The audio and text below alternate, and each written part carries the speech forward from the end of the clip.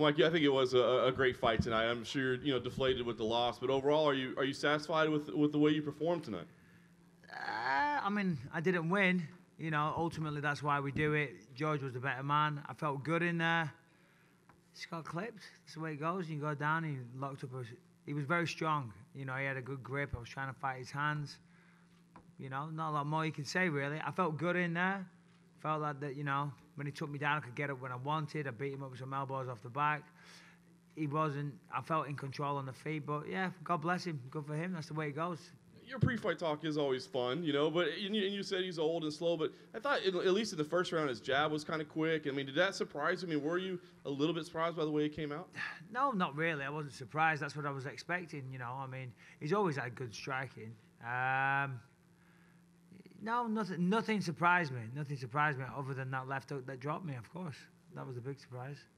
I see a lot of people saying, after taking that much time off, moving up a division and beating you, he deserves to be called the greatest of all time. Do you believe that? Well, I'd say so. Yeah, good for him. I mean, yeah, why not? Why not? It offers the ball for me, I guess.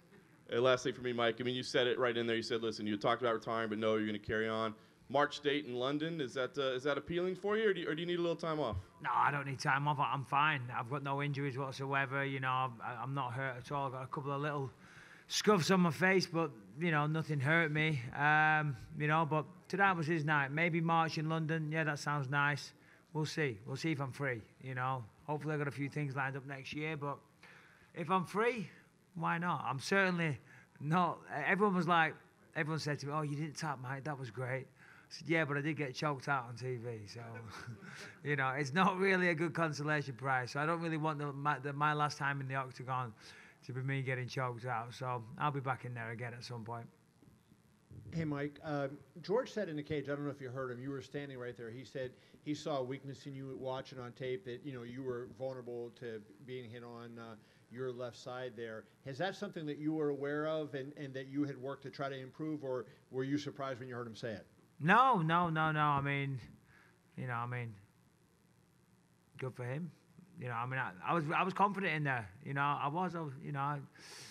He caught me. Simple as that. It's not like I thought I had some weakness there that I was working towards. He just good shot. You hit him with a fairly good right hand. I think it was late in the first round, if I'm not mistaken. Were you surprised how he took it? Because that's a punch from you, a guy a lot bigger that you would think might do some damage to him. Do you give him credit for a better chin than maybe you thought he had? Oh, no. I mean, to be honest, no, he had a good chin. I always knew he had a good chin. But, no, I wobbled him. He took it well. That's what you do. That's what you do. When you've been around this sport this long, you know how to weather the storm, pardon me. No. Anything? Quick question. You looked like you were timing him really well in the second round. It also looked like he might have been slowing down a little bit. Did you feel he was getting slower? And how did you think he came back in the third? I did, yeah. No, I felt him slowing down. Of course, he got me down in the second round. Anytime you get taken down, you want to get back up. But I was landing a lot of good elbows from underneath, and I was landing some punches from underneath. But even though I was busting him up, I was still conscious of the fact that you're losing the fight in that position. Even though I was cutting him open, I knew I was losing the fight.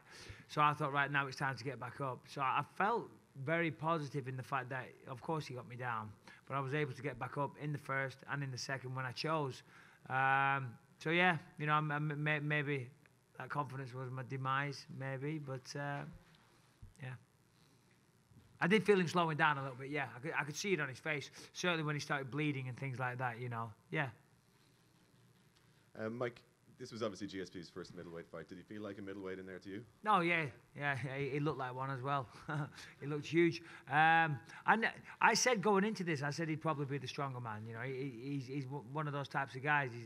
He's a consummate professional. So no, he certainly felt like a middleweight when he had his arms wrapped around my neck. Who would you like in GSP Whitaker? What do you mean? To win? Yeah.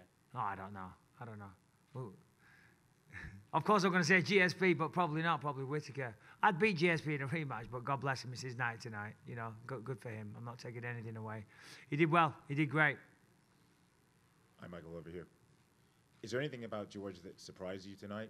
No, other than that left hook, no, you know, I mean, to be honest, the fight went as I expected. I felt like I was reading him. You know, I'm not trying to take away from him. He did fantastic. He was the better man than me tonight. He got the job done. But, yeah, you know, he wasn't really hurting me with any shots, you know, so maybe, you know, maybe that's why I got a bit overconfident. I know he was going to wrestle me. He didn't feel that strong. I mean, as I said, other than when he had his, you know, rear naked choke sunk in. But he didn't feel that strong. As I say, I was able to get back up pretty easily. Even in the small grappling exchanges that we had, I felt like I was, you know, overpowering him. But nothing, no. I mean, of course I got caught, so it sounds stupid to say that. But it was the fight that I expected. Okay, and you touched on it there. You said that you might like to headline the London show. Is there anyone in the division that you might want to fight I next? don't know There's a host of people wanting. Yeah, to fight you. I don't know about headline. I don't know if you saw it. I just got choked out. So we'll see. But listen, I love doing what I do. You know, I'm from a small town in the northwest of England. I never thought I'd be here headlining Madison Square Garden. And I'll be damned if the last time I do it is getting choked out on TV. So, you know, it wasn't my night, but that's the way with professional sports. You know, one man or one team win and one man or one team lose, you know. So, Mike, there's, for a retirement fight or whatever the next fight is, there's no one that, you know, a fantasy opponent, maybe a third fight with Luke Rockwold, settle the Seal Romero business. None of that stuff really stands out to you? Yeah, I'll be honest. My biggest concern right now is getting to the bar before it shuts. Seriously. Okay, well, I'll make this I'm not last thinking about my next fight. I'm thinking about the bar. You know, when you win, you're celebrating.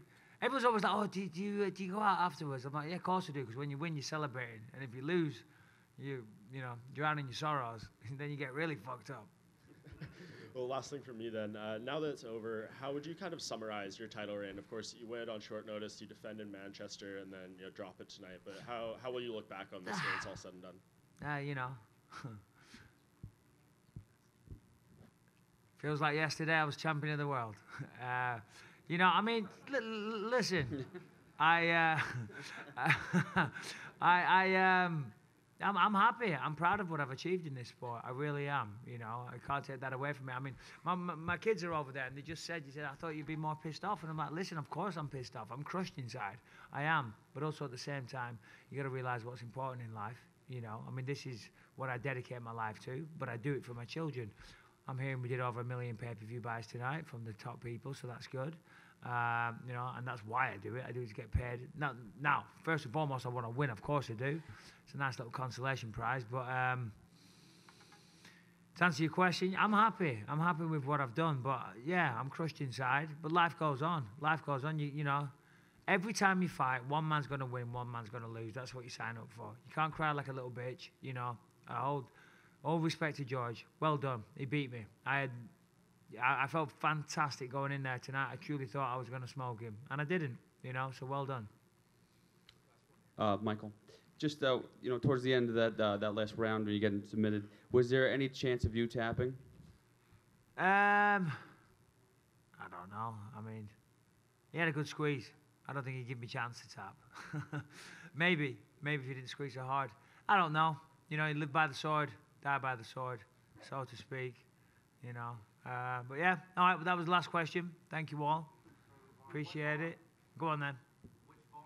Which bar? I think it's called Moxie or something. I don't know. That's my manager. We got a few free drinks lined up. So my wife's over there thinking, bloody hell, we had plans tomorrow. We had plans tomorrow, but babe, cancel them. I'm going to be led in bed. Guys, thank you all. Good night.